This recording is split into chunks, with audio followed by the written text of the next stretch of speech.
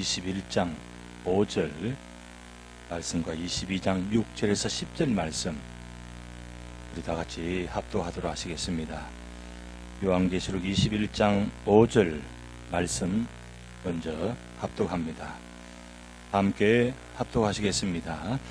보호자에 앉으신 이가 이르시되 보라 내가 만물을 새롭게 하노라 하시고 또 이르시되 이 말은 신실하고 참되니 기록하라 하시고 22장 6절에서 10절 말씀 같이 천천히 합독합니다. 또 그가 내게 말하기를 이 말은 신실하고 참된지라 주 곧 선지자들의 영의 하나님이 그의 종들에게 반드시 속히 되어질 일을 보이시려고 그의 천사를 보내셨도다. 보라 내가 속히 오리니 이 두루마리의 예언의 말씀을 지키는 자리인 복이 있으리라 하더라. 이것들을 보고 들은 자는 나 요한이니 내가 듣고 볼 때에 이 일을 내게 보이던 천사의 발 앞에 경배하려고 엎드렸더니 그가 내게 말하기를 나는 너와 내 형제 선지자들과 또 이 두루마리의 말을 지키는 자들과 함께 된 종이니 그리하지 말고 하나님께 경배하라 하더라. 또 내게 말하되 이 두루마리의 예언의 말씀을 임봉하지 말라. 때가 가까우니라. 아멘. 전우자와 한번 인사하시겠습니다. 어떻게 인사하면 좋을 것 같아요? 예, 천국에서 만납시다. 다시 천국에서 만납시다. 함께. 예, 감사합니다. 천국 이야기 하시니까 참 좋아하시네요. 그런데 제가 찬송 부르면서 천국에 가는 찬송 계속 불렀잖아요. 그래서 제가 그런 마음속에 참 천국 가기 힘들다. 왜냐하면 이 천국 가려면 사순절을 통과해야 돼요. 사순절을 통과하지 않으면 천국 갈 수가 없습니다. 그런데 사순절을 우리는 통과하지 않고 십자가를 통과하지 않고 우리는 지금 믿기만 하고 천국 가잖아요. 우리가 사순절 십자가를 통과한 적이 있나요? 없잖아요. 그런데 우리를 천국으로 인도하시기 위해서 우리 주님께서 이 땅에 오셔서 사순절 보내시고 십자가에 죽으시고 그 고통을 당하시고 그러므로 통해서 그 사건을 통해서 누구든지 천국 갈 수 있는 길을 열어주셨는데 오늘 이 밤에 나오신 여러분들이 그 주님을 믿고 구원받아서 그 소망을 갖고 오늘 기쁨으로 찬양 드렸잖아요. 이거 얼마나 감사한 일이에요. 그래서 이번 사순절 기간 동안 여러분 우리에게 천국이 준비된 것을 바라보면서 주님께서 나를 위해서 십자가에 죽으신 그 은혜 그리고 그 십자가의 사랑 그리고 그 은혜를 잊지 않고 그 받은 사랑을 우리가 실천하면서 사순절 기간만이라도 우리가 모두가 다 주님의 사랑 안에서 하나 되어서 함께 기도하고 함께 은혜 받고 함께 예배드리고 그리고 함께 찬양드리고 함께 말씀 보고 그래서 우리가 모두가 다 부활을 경험하는 부활주일 맞이하는 그런 축복된 자리가 될 줄 믿습니다. 우리 갈보리 십자가 주님을 바라볼 때 함께 우리 찬양하시겠습니다. 사순절 기간에 이 찬양 우리 주제 찬양인데 함께 가사의 뜻을 생각하시면서 함께 찬양 드리시겠습니다.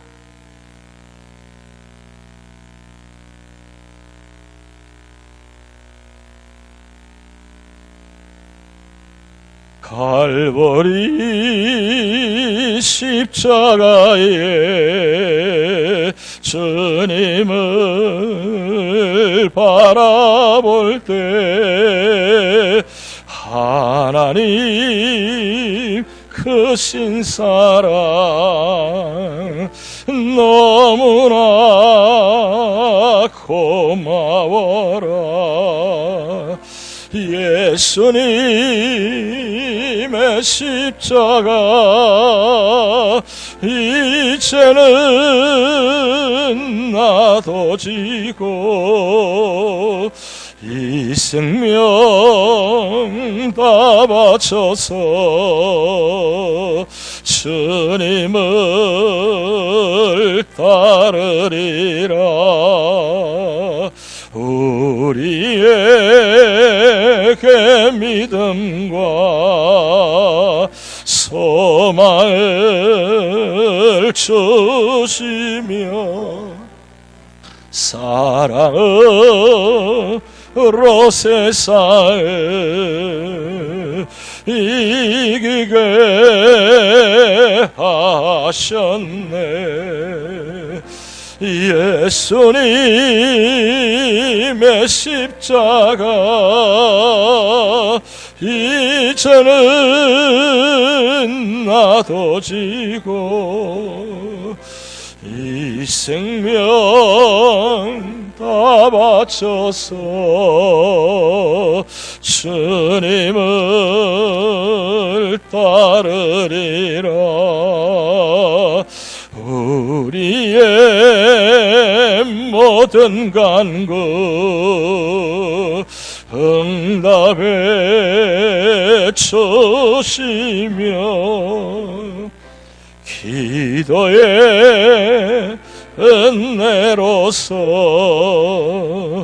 충만케 채우시네.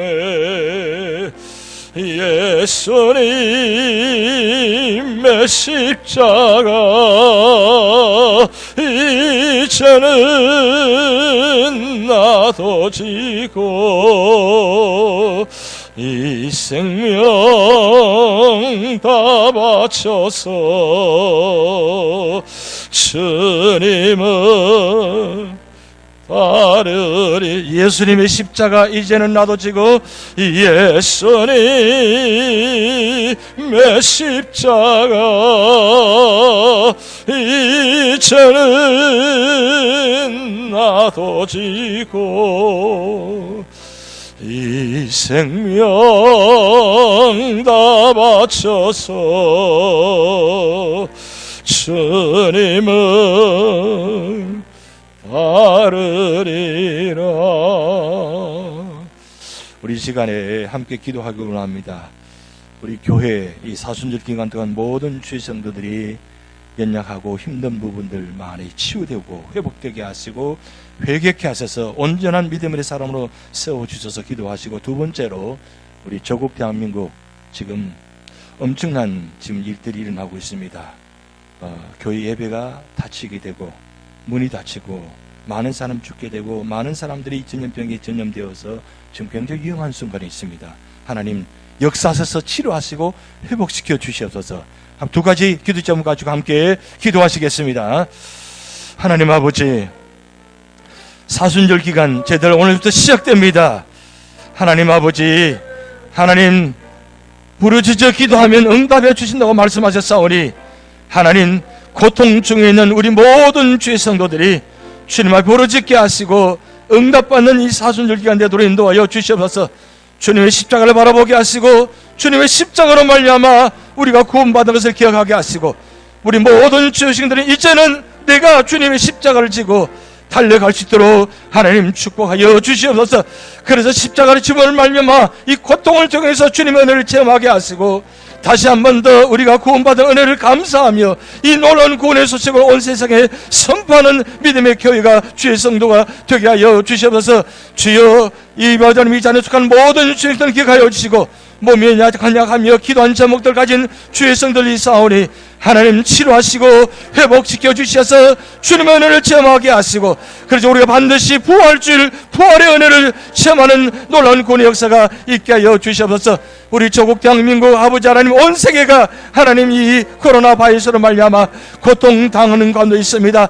하나님이여, 하나님께서 역사하시고 하나님 되심을 깨닫게 하시고 모두가 하나님 앞에 엎드리게 하시고 회개하게 하시고 하나님 앞에 치유 역사를 간구하는 부르짖는 회개의 기도가 있게 하여 주시옵소서. 그래서 아버지 때에 다시 하나님 다신을 살아는 역사를 깨닫게 하시고 살아계신 하나님을 다시 만나는 놀라운 역사가 있게 하여 주시옵소서.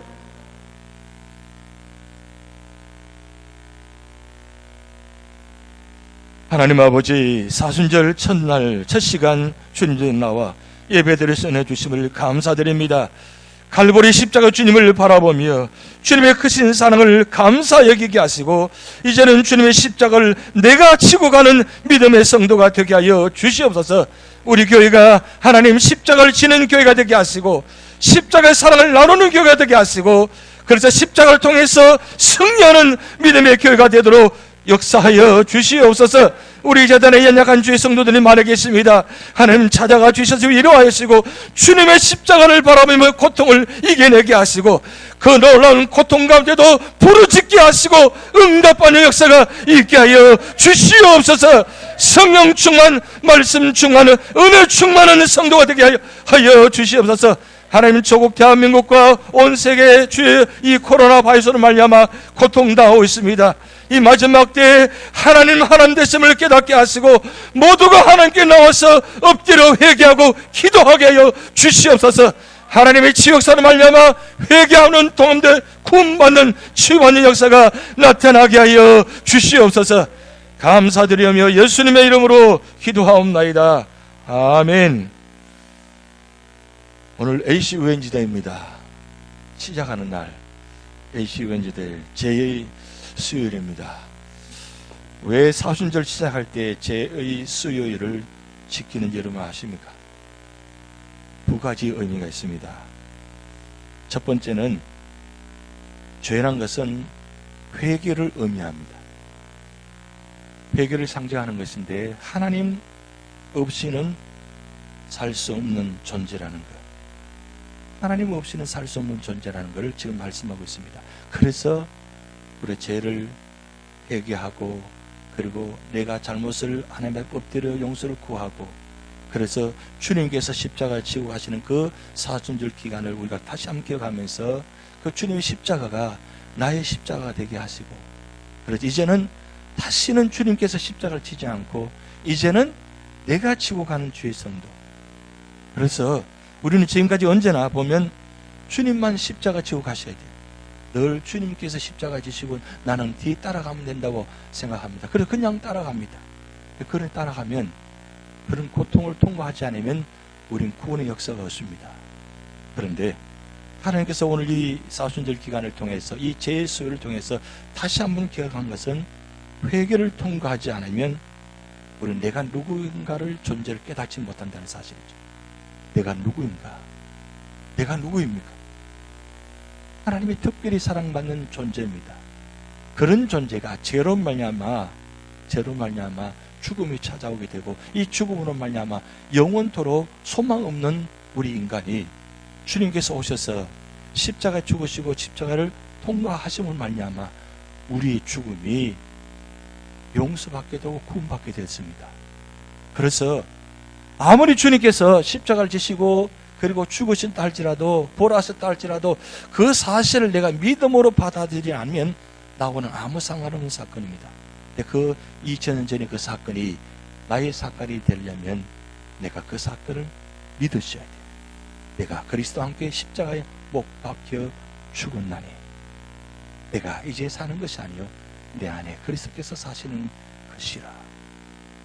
내가 이제 사는 것은 그리스도를 위한 믿음으로 말미암아 살리라. 이 은혜가 여러분 가운데 있기를 바랍니다. 여러분 창세기 3장 19절 말씀 보면 너는 흙이니 흙으로 돌아갈 것이니라. 여러분 우리는 흙의 존재입니다. 아무리 대단하다 할지라도 흙과 같은 존재입니다. 왜냐하면 우리는 흙으로 만들었기 때문에. 여러분 내 몸이 흙이라는 것 여러분 알고 계세요? 믿고 계세요? 나는 흙 같은 존재예요. 그런 존재를 하나님께서 우리를 견고히 여기셔서 당신 자신의 십자가에 죽으신 말미암아 우리를 구원해 주셨잖아요. 무가치한 우리를 가치 있는 존재로. 근데 여러분 놀라운 사실은 에덴 동산에 추방당하면서 사람이 형벌을 받게 되고 사람이 형벌을 받으면서 사람만 끝나지 않고 땅까지 저주받았어요. 이게 무슨 사건입니까? 왜 사람과 땅이 같이 저주를 받아야 돼요? 그것은 흙으로 만든 존재이기 때문입니다. 흙이 만든 인간이 죄를 지으면 흙까지도 저주받는다는 것. 이게 엄청난 사건입니다. 그런데 이 흙과 같은 존재를 우리를 구원해 주셨다는 것. 그게 얼마나 놀라운 고백입니까? 그래서 이 제의 수요일에는 종려나무 가지를 태워가지고 재를 만들어서 이마에다가 십자가를 그립니다. 그러면서 너는 흙으니 흙으로 돌아갈지어다. 이렇게 십자가 그리면서 선포합니다. 우리가 비록 그렇게 이마에다가 십자가를 그리지 않지만, 종려나무를 가지를 태워가지고 그렇게 하지 않지만, 여러분, 우리는 바로 우리 이마에 바로 십자가를 그리는 마음으로 갖고 살아셔야 돼요. 그런데 십자가 대신 우리 예수 믿고 구원받으면 우리에게 무슨 이름을 새겨주신다 했습니까? 이마에다가. 우리 이마에다가 예수 믿는 성도는 무슨 이름을 새겨준다고요? 하나님의 이름, 예수님의 이름을 새겨주신다고 그랬어요. 그건 십자가를 통과해야만 그 하나님 이름, 예수님 이름이 새겨지는 거예요. 그런데 그 전에 우리는 이미 십자가가 우리 이마에 있어야 돼요. 그래서 날마다 나는 흙이니 흙으로 돌아간다. 그런 마음을 갖고 살아셔야 돼요. 근데 우리는 흙으로 돌아갈 수밖에 없는 존재잖아요. 그런 존재를 하나님께서 다시 오실 때, 주님께서 오실 때 우리를 이 흙 같은 존재가 어떤 존재로 바뀌어주시는 거예요. 하나님처럼, 예수님처럼 신령한 몸으로 바꿔주세요. 이게 얼마나 놀라워요. 우리 이 모습 이대로 바뀌어지는 것이 아니라 전혀 다른 아름다운 모습으로 바꿔주신다는 거예요. 그래서 우리는 소망이 있는 겁니다. 사순절 시작하면서 요한계시록이 마지막 걸 지금 상고하고 있다는 게 굉장히 참 우리에게는 어떤 면은 굉장히 큰 의미가 있고 축복입니다. 이 사순절을 통과하는 자에게 주시는 축복이 천국이라는 것을 다시 한번 깨닫게 됐잖아요. 그래서 오늘 이 제의 수요일날 여러분 꼭 기억하시고, 우리가 언제나 나는 흙 같은 존재를 하나님이 살리셨다, 축복하셔서 신령한 모습으로 바꿔주셨다, 그렇게 감사하면서 사순절 기간을 보내시기 바랍니다. 이거 중요한 건 이 사순절 기간 동안 우리가 성경 말씀 꼭 기억하선 히브리서 9장 28절 29절 한번 같이 천천히 읽어봅니다. 한 번 죽는 것은 사람에게 정해진 것이요 그 후에는 심판이 있으리니. 자, 한 번 죽는 것은 뭐요? 사람에게 정해졌다 그랬어요. 예수 믿고 구원받아도 이거는 죽음은 정해져 있습니다. 그리고 그 후에는 심판이 있다 그랬어요. 그런데 이 심판이 두 가지 의미가 있습니다. 심판을 받기 전에 모두가 다 부활하게 만드십니다. 생명의 부활이냐 아니면 심판의 부활이냐 차이점이 있을 뿐이지, 결국 생명의 부활, 심판의 부활인데, 생명의 부활을 받는 사람은 심판으로 끝나지 않고 영생으로 인도함 받고, 그리고 심판의 부활로 부활된 사람은 영원한 심판이 있다는 것. 이게 분명히 길이 달라진다는 거죠. 근데 우리가 지금 어느 길을 걸어가고 있는 것 같습니다. 생명의 부활로 될 줄 믿습니다. 예, 우리 반드시 그렇게 되셔야 돼요. 그래야만 영원한 천국에 우리가 만나보자. 적의 배는 저 천국에서 만나보자.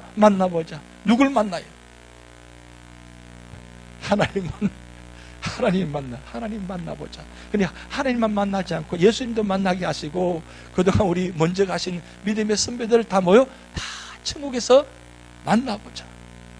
여러분, 우리 교회 역사 속에 믿음으로 사시다가 먼저 가신 분들 그때 다 만나실 거예요. 모른 척 하지 마세요. 다 만나실 거예요. 근데 반드시 그 만나려면 어떻게 돼요? 생명의 부활로 나와야 돼요.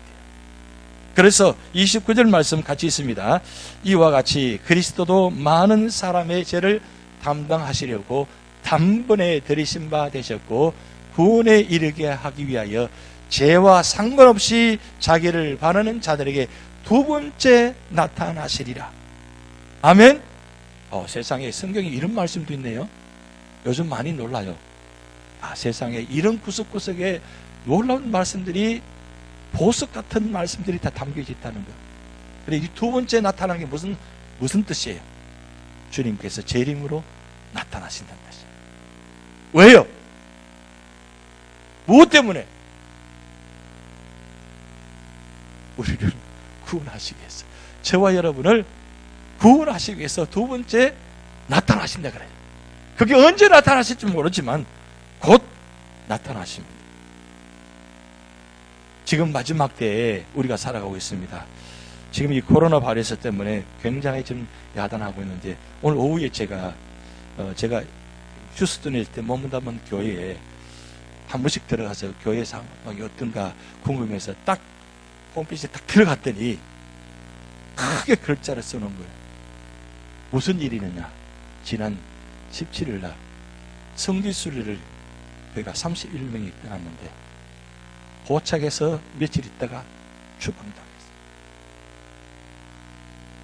가서 도착하자마자 잠깐 보다가 거기서 코로나 바이러스가 확진이 나타나가지고 결국 거기서 추방당해서 와서 지금 자가 격리에 들어가서 2주간 담임 목사님과 많은 분들이 지금 자가 격리에 들어갔어요.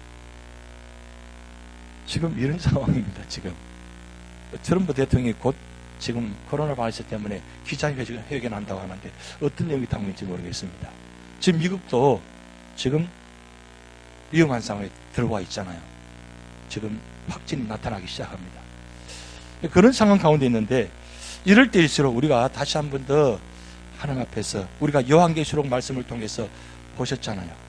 먼저 출애굽 과정에서 10가지 재앙을 통해서 재앙이, 전염병이 얼마나 무서운가를 보게 하셨어요.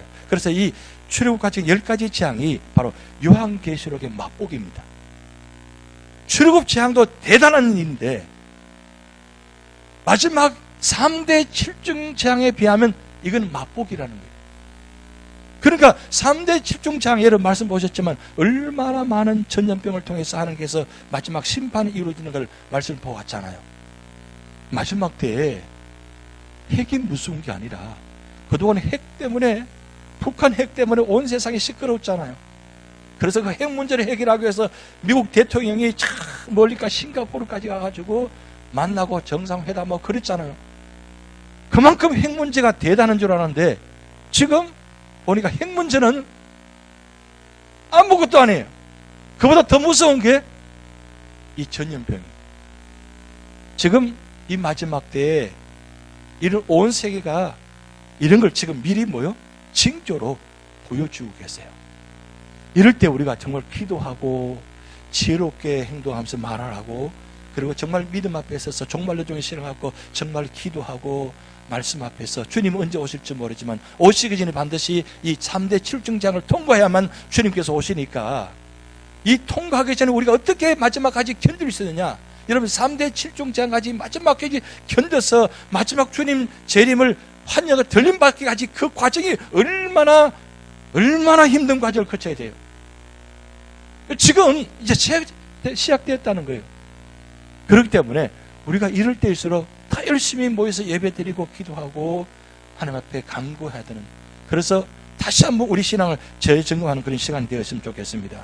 오늘 요한계시록, 바로 창세기 요한계시록 21장과 22장을 지금 비교하고 있는 가운데 이제 네 번째 시간입니다. 네 번째 시간인데, 창세기와 요한계시록은 첫 번째 책이고 마지막 책입니다.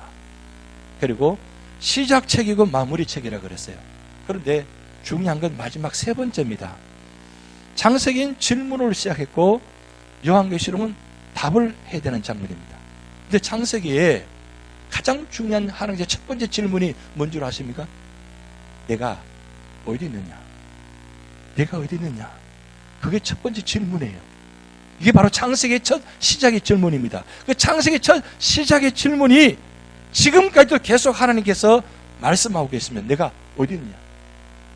지금 하나님께서 여러분에게 내가 어디 있느냐 말씀하시면 여러분 뭐라고 대답하셔야 돼요? 예, 예배 드리고 있습니다. 근데 예배 드리는데 진짜 예배 드리고 있느냐가 중요한 거예요. 예배 드리고 몸은 여기 와 있는데 마음은 생각은 다른 데가 혹시 가 있지 않습니까? 저는 여기서 보면 압니다. 보입니다. 묻자. 하나님 앞에서 내가 어디 있느냐? 네, 제가 진심으로 예배 드리고 있습니다. 하나님 바라보고 있습니다. 라고 대답할 수 있어야 돼요. 그런데 인류의 최초의 질문, 이 질문을 인간이 어떻게 대답했습니까? 하나님 원하는 대답에 맞지 않게 대답을 못했습니다. 이 대답을 우리가 확실히 할 수 있어야 돼요. 그렇기 때문에 이 질문을 시작한데 이 질문을 통해서 마지막 답은 뭐냐? 이 답이 뭘까? 요한계시록 답은 뭐예요? 요한계시록 답은 천국에 있는 겁니다. 우리가 천국에 있어야 답이 나와야 돼. 내가 어디 있냐? 예, 제가 지금 천국에 있습니다. 하나님 보호자 앞에 있습니다. 이게 답이 돼야 돼요. 우리 모두가 이 답이 될 줄 믿습니다. 저 천국에 있습니다. 하나님 우리 이마에다가 하나님 이름과 예수님 이름이 새겨져서 보면 다 누군지 다 알잖아요. 그러면서 모두가 다 함께 하나님에서 찬송하면서 예배드리면서 함께 기뻐하는 그 자리, 그 천국의 그 자리, 그 답이 되도록 우리가 기도하고 준비하셔야 돼요. 그래서 오늘 네 번째 말씀드립니다. 우리 21장 5절 말씀을 읽었었는데 21장 5절 말씀 보면 보좌에 신이가 이르시되 내가 만물을 새롭게 하노라 하시고 또 이르시되 이 말은 신실하고 참되니 기록하라 하시고. 자, 여기서 중요한 건 내가 만물을 새롭게 하노라. 이 만물을 새롭게 하노라 말은 새 하늘과 새 땅을 말씀합니다. 새 하늘과 새 땅을 새롭게 만드셔서 그것을 신실한 자들에게 기록하게 하셨어요. 그러니까 지금 이 말씀은 바로 요한계시록 21장, 22장은 그 말씀을 기록해 놓았다는 것. 기록해 놓으면 이 기록한 것을 우리가 보고 믿게 하시고 또 이 말씀을 통해서 반드시 그 뜻을 이루게 하신다는 것. 그래서 오늘 21장 5절 말씀이 이 말씀은 기록한 말씀이 어떤 말씀이냐? 신실하고 참되다 그랬어요. 거짓되게 기록한 것이 아니고 이 기록된 것은 신실하고 참되다 그랬어요. 왜? 반드시 그것이 있기 때문입니다. 그것이 이루어지기 때문입니다. 만약에 내가 만물을 새롭게 한 그 자리가 없다면, 새하늘과 새 땅이 없다면 어떻게 될까요? 3대 7중 재앙을 통해서 모두 끝나버렸다면 어떻게 될까요? 우리 희망이 없잖아요. 또 우리에게 희망과 소망이 있는 이유는 새 하늘과 새 땅을 기록하게 하시고 기록하게 하실 뿐만 아니라 실제적으로 주님께서 그 새 하늘과 새 땅을 새롭게 만드셔서 그 자리에 모든 주에 믿는 성도들을 다 초청하셔서 우리를 신부되게 하셔서 신랑 되신 예수님과 함께 거기서 영원토록 천국 잔치에 참여하는 은혜를 주셨다는 거예요. 이게 얼마나 놀라운 축복이에요.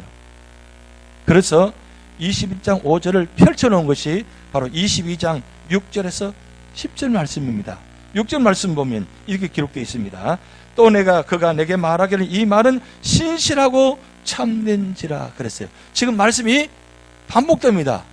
무슨 말씀이 반복된다고요? 신실하고 참되다 그랬어요.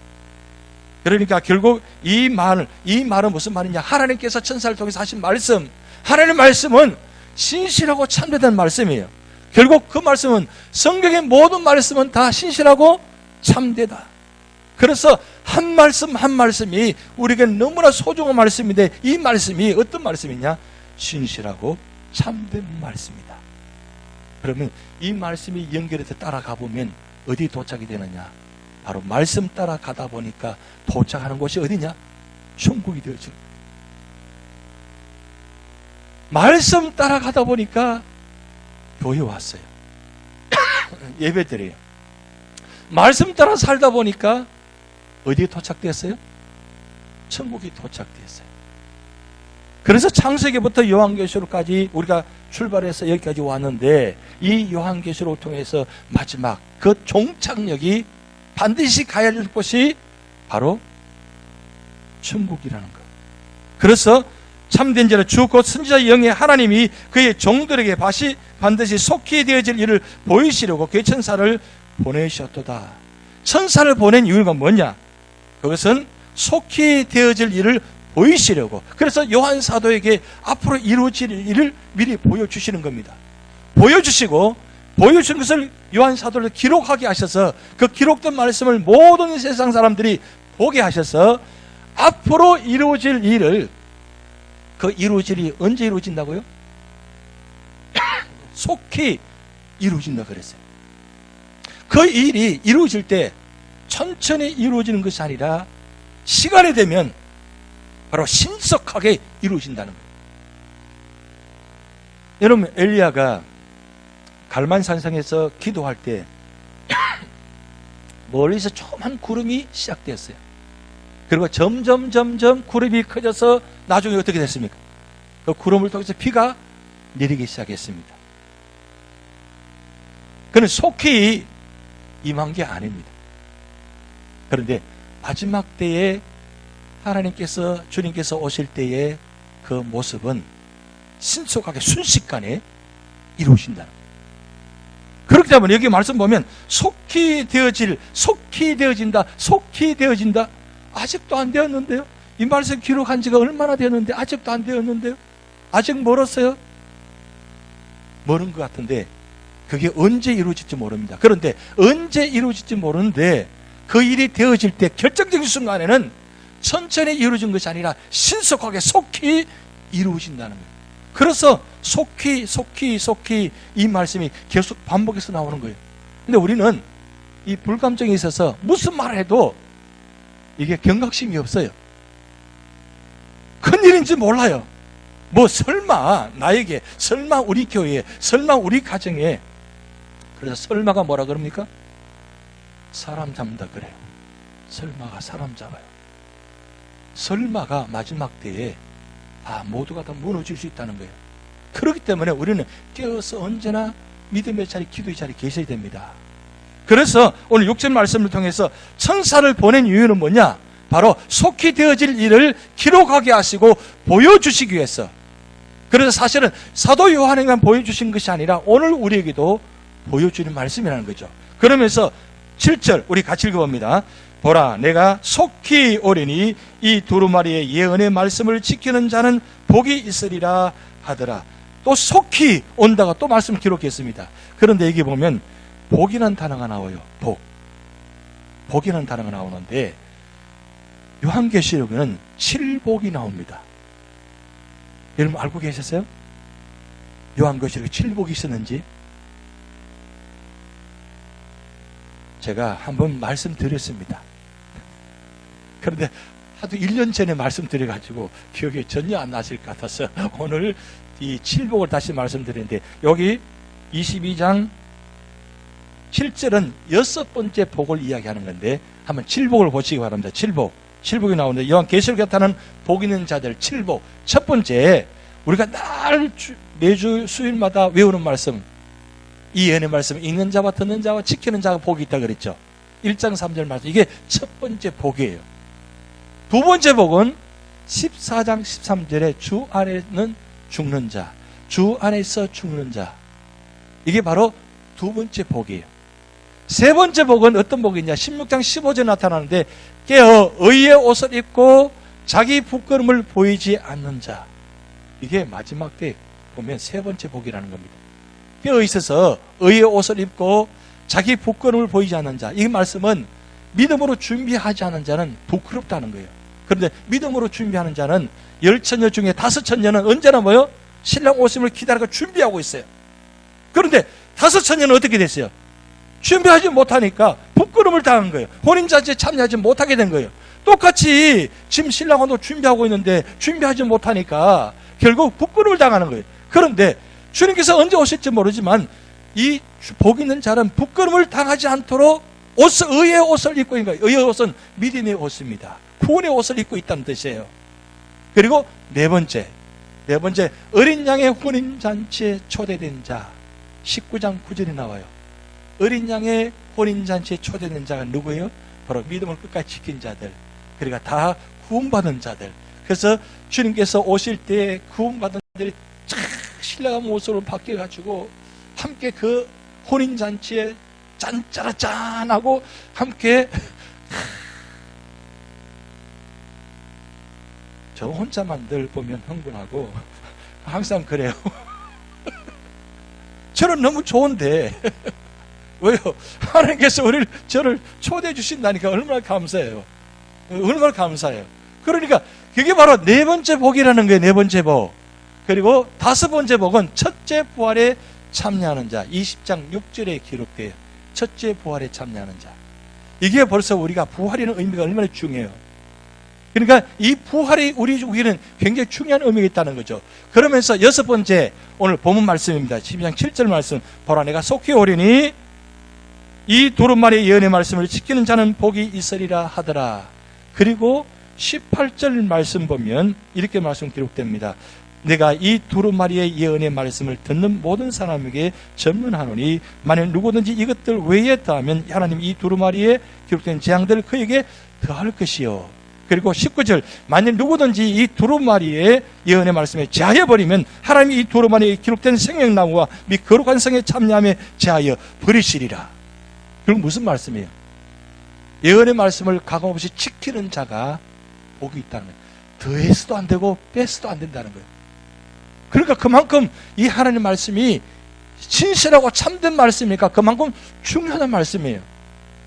그러니까 우리가 지금 이 말씀 보는 말씀이 마지막 때 이루어질 말씀이라는 거예요. 그럼 얼마나 소망되고 축복된 말씀입니까? 그리고 일곱 번째 22장 14절 말씀, 우리 14절 말씀, 본 말씀 보면 자기 두루마리를 빠는 자들은 복이 있나니 그들이 생명나무에 나아가며 문들을 통하여 성에 들어갈 권세를 받으려 함이로라. 이게 죄로 더러워진 이 두루마리를 깨끗이 빤다는 의미가 있어요. 그러니까 더러운 추저온 모습으로는 하나님께 나아갈 수가 없다는 거예요. 그것은 상징적으로 죄로 더러워진 옷 모습이라 그럽니다. 우리가 옷을 입고 있는데 이 옷의 모습이 다 죄로 말미암아 다 더러워졌다는 거죠. 그것을 뭐요? 깨끗이 빨아야 돼요. 뭘로 빨아야 될까요? 성령으로 우리 모든 죄들을 다 제거해야 돼요. 다 태워야 돼요. 그래서 깨끗한 모습으로 의의 모습으로 참여하는 자가 복이 있다. 이 칠복. 예수님께서 오셔서 제일 먼저 하신 말씀이 팔복입니다. 팔복. 팔복인데 이 칠복은 팔복과 칠복은 사실 차이점이 없습니다. 그런데 차이점은 뭐냐면은 팔복은 천국 사는 사람들 모습이 어떤 모습인가를 기록한 말씀이고 이 칠복은 그 팔복에 참여하는 자가 누구냐? 칠복을 통과한 사람. 그럼 기억하세요? 팔복은 천국에 사는 성도들의 모습입니다. 이게 정말 천국. 그래서 예수님께서 오셔서 제일 먼저 하신 말씀이 천국이 어떤 모습인가, 천국에 사는 사람들이 어떤 모습을 살아야 되는 것을 말씀하기 팔복의 말씀이에요. 그런데 이 칠복은 그 팔복에 참여하려면 우리가 칠복을 통과해야 된다는 거죠. 그렇기 때문에 우리가 다 복을 다 받아야 돼요. 칠복, 팔복 다 합하면 몇 복이 됩니까?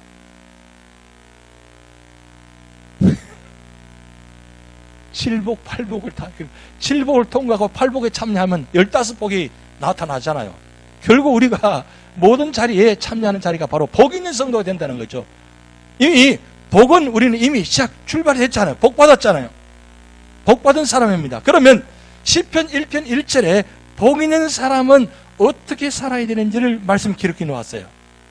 창세기 1장에 하나님께서 천지를 창조하셔서 복 있는 사람이 그곳에 세워 나오는데 그곳에 세우는 복 받은 사람이 복 받은 사람을 살지 못하니까 결국 어떻게 해요? 추방당했어요. 그래서 성경 중간책인 시편 1편의 1절에다가 복 있는 사람을 다시 한번 말씀을 기록해 나왔어요. 복 있는 사람은 어떻게 하신다고요? 복 있는 사람은 그 다음 악인의 길을 따르지 아니하고 죄인의 길에 서지 아니하고 그 다음 오만한 자의 자리에 앉지 아니하고. 이거는 소극적인 신앙입니다. 그 다음에 적극적인 신앙 2절 오직 여호와 율법을 즐거워하여 주야로 묵상하는 자로다. 그 다음 3절 저는 시냇가에 심은 나무같이 시절을 따라 과일을 많이 민다 그랬죠. 결국 여러분 시편 1편 이 말씀이 바로 천국의 모습이에요. 천국의 그 천국 동산의 모습을 그대로 재현해 놓았다는 거죠. 그렇기 때문에 오늘 우리의 삶의 모든 자리가 이 복 있는 성도가 될 때, 그리고 복 받는 사람으로 살아갈 때 오늘 우리의 자리가 어떤 자리가 된다고요? 바로 생명동산, 천국동산이 우리 자리에 이루어진다는 거예요. 이루어져서 그 은혜를 맛보며 살다가 진짜 천국동산에 그대로 옮겨가는 거예요. 그런데 천국동산은 있고 그러면 이 세상 살면서 그런 천국동산을 맛보기가 없다면 우리는 얼마나 힘들어요. 여러분, 예수 믿는 게 힘들어요? 좋아요?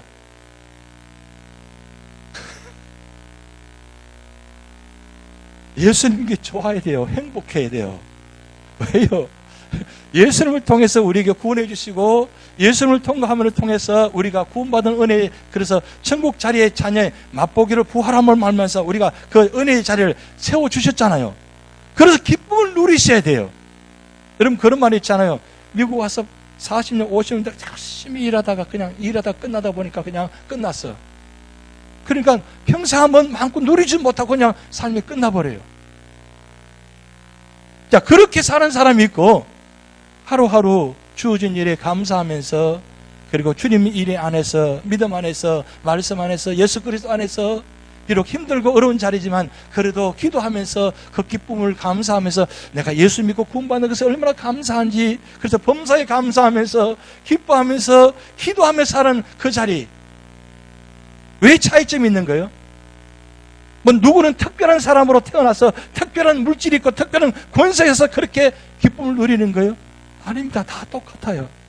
다 똑같은데 물질이, 환경이 나를 지배하는 것이 아니라 내 마음속에 예수님이 나를 지배하시게 되면, 성령이 나를 축원하시면 내 모든 삶의 자리에 그렇게 살 수 있다는 거예요. 그걸 누리시라는 거예요. 예배에 와서 마음껏 찬양할 땐 찬양하시고, 말씀 드릴 때 말씀을 아멘 하시고, 기도할 때는 마음껏 우리 기도합시다 하면 뭐요? 좀 큰 소리로 통성기도 좀 하시고, 통성기도 하자면 침묵기도 하고 계시고, 침묵기도 하면 통성기도 하시고, 그런 것이 아니라 모두가 목소리에 싼 마음으로 그렇게 통성기도 하면서 좀 속이 시원하잖아요. 좀 그렇게 좀 예배 시간을 그렇게 은혜로 좀 속 시원하게 예배 드리시고 은혜 받으시라는 거예요. 입 꽉 다물고 계시지 말고, 입 꽉 다물면 나중에 안 열려요. 자꾸 여셔야 돼요. 그리고 예배 시간에 자꾸 눈 감지 마시고 자꾸 눈 뜨셔야 돼요. 왜? 뭘 봐야 돼요? 하나님 말씀을 보셔야 되잖아요. 그런 자리가 뭐냐? 여러분, 바로 천국의 자리예요. 여러분, 천국 가면 눈 감고 계실 것 같아요? 어떻게 하지 눈 안 감으려고 하다 날 거예요. 그게 바로 우리 삶의 자리에 천국 누리도록 만드신 거예요. 그런데 이 요한계시록에 나타나는 이 말씀이 그게만 이루어진 것이 아니라 오늘 우리 예배 자리에, 교회 자리에서 누릴 수 있도록 하는 은혜 주셨잖아요. 천국에만 성부, 성자, 성령, 삼위 하나님이 계시는 게 아니라 오늘 이 자리 세상에 성부, 성자, 성령, 삼위 하나님이 함께 계세요. 만약에 천국에만 삼위 하나님 계신다면 우리는 반드시 빨리 가야 돼. 왜? 여기 안 계시니까. 그런데 아직도 안 가도 된다는 이유가 뭐예요? 여기 하나님 계시는데 굳이 갈 이유가 뭐냐? 유저지 연합장에 왔더니 여기 하나님 계시더라고. 천국 안 가도 돼. 여기가 천국에 있는 교회야. 그럴 정도의 모습이 중요한 거죠. 보여지는 게 중요한 것이 아니라 실제적으로 성부, 성자, 성령, 삼위 하나님이 천국만 계신 것이 아니라 오늘 우리 교회 안에, 교회 아니라 우리 마음속에 계신다는 거예요. 그러면 그 하나님이 계신 곳이 우리 성전이고, 천국이 저기 있다 여기 있다 아니가 어디 있다 그랬어요? 성경 말씀대로 우리 마음에 있다 그랬어요. 그러면 천국을 우리가 주셨잖아요. 그러면 천국을 누리셔야 되잖아요.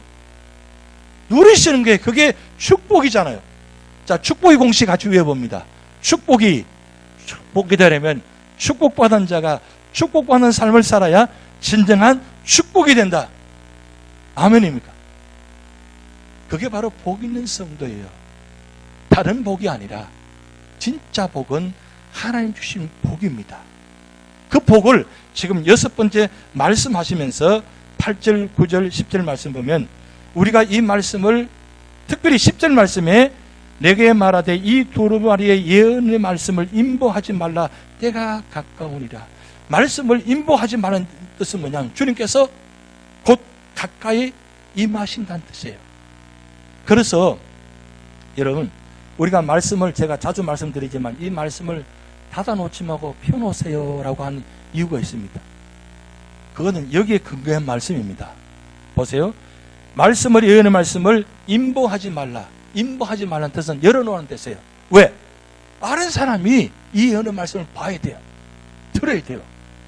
그래야 그 소식을 얻을 수 있는 거예요. 근데 문을 닫아버렸어요. 성경책을 닫아버렸어요. 그럼 어떻게 돼요?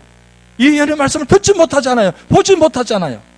그래서 가정에 얻은 자든지 가는 자리마다 성경 말씀을 펴놓으라는 거예요. 펴놓으시면 마지막 때에 임봉하지 않고 열어놓아서 모두가 구원받는 들 보게 하신 것처럼 오늘 이 말씀을 보게 하심을 통해서 내가 그 자리가 바로 구원받는 자리, 은혜 받는 자리, 축복받는 자리가 될 수 있다는 거예요. 여러분 마지막 때만 이루어지는 것이 아니라 오늘 우리 삶의 현장 속에도 동시적으로 이루어진다는 것입니다. 그걸 누가 역사하시느냐? 성부, 성자, 성령 삼위 하나님이 오늘도 이 순간에 여러분 마음속에 역사하시고 계십니다. 승리하시는 여러분 되시기 바랍니다.